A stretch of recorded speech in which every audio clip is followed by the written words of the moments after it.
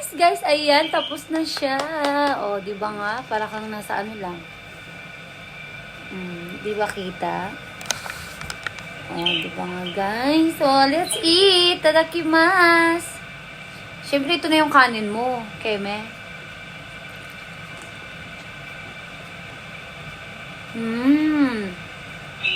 Salt and pepper lang yung nilagay ko.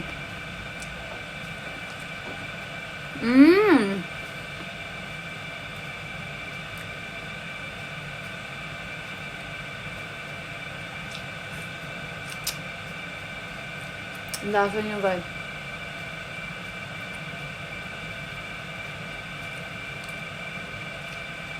Dahil katamaran ni Inday, hindi niya na binalatan. Dapat babalatan ko, kaso.